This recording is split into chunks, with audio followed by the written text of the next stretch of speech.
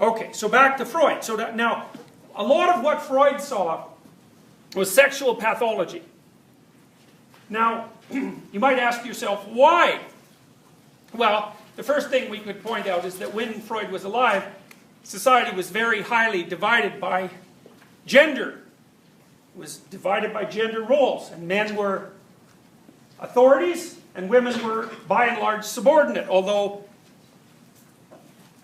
that situation is more complex than a simple reading of history might lead you to conclude. So, for example, if you read Tolstoy's novels characterizing Russian society in the late 1900s, you find out that among the aristocratic women, and after all, only the aristocrats had power, there was plenty of power being exercised. The women essentially structured society. Men were involved in politics and they were involved in war, but women were setting up the social interactions that characterized the bulk of society in their groups and in their own interactions. So it's not clear who was doing what when. What is clear, though, is that in the Victorian times, sex was a lot more dangerous for women than it is now. And it's plenty dangerous now. A, there was no reliable forms of birth control. That's a big problem. And B, there was tremendous risk of syphilis. And syphilis, for all intents and purposes, was as bad, or is, as bad or worse than AIDS. Now, it's controllable now, but it wasn't controllable then. And syphilis could also be passed on to children. And it was a neurological disease that could take virtually any form. So it was a real terror for European society. And so the reason that the Victorians were sort of repressive in sexual matters was because the environment demanded it. And we know, and more research has been done on this recently, it's fascinating research. We know that as the rate of contagious pathogen in the environment increases, the degree to which a society becomes authoritarian increases, and very rapidly. In fact, there's recent data showing that, there was a paper published just a few months ago showing that the correlation between infectious disease prevalence in a given geographical locale and authoritarian political views held by the individuals in that locale approaches 0.7, which is absolutely phenomenal. It's such a high correlation that it almost eats up all of the relationship.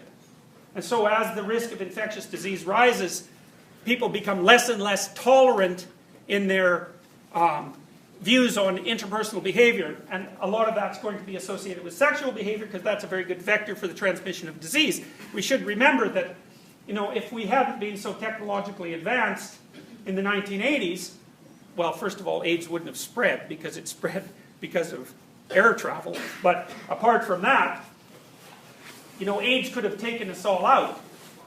It was just luck of the draw and technological power that enabled us to keep it under control. And, you know, there's no reason to assume that another sexually transmissible plague like AIDS won't come along. So, as promiscuity increases, the rate at which sexually transmissible diseases are transmitted rises exponentially.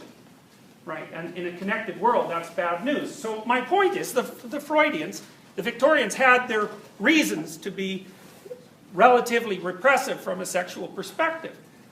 There was another problem too, which for women in particular, which was that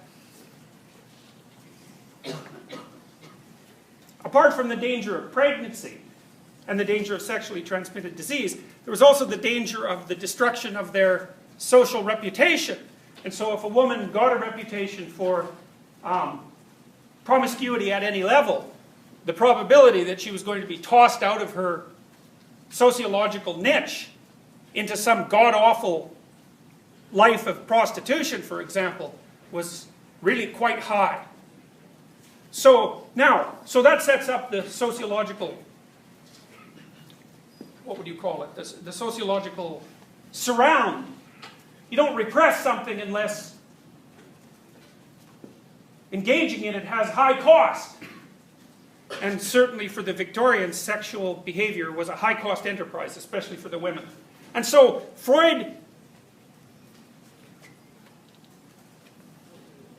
given Freud's emphasis on biological motivation, And given his belief that sexual drive was one of the fundamental biological motivations, you can see that the stage is set for, in some sense, for a developmental conflict. Now, the conflict's already there. When you're a child, say, of 11 or 10, you exist in a world where the demand or even the desire for engaging in sexual behavior is low. But as soon as puberty kicks in, things change dramatically. Then the child is faced with the problem of integrating the new demand that's placed on them by the maturation of their body into their personality and into the social surround. And that's no simple matter when there's genuine conflicts between its expression and other important considerations like social propriety and health, for example, or maybe medium to long-term relationship stability, or maybe the provision of a safe place to raise children, etc. So that's the situation that the Freudian or the Victorians found themselves in. Now,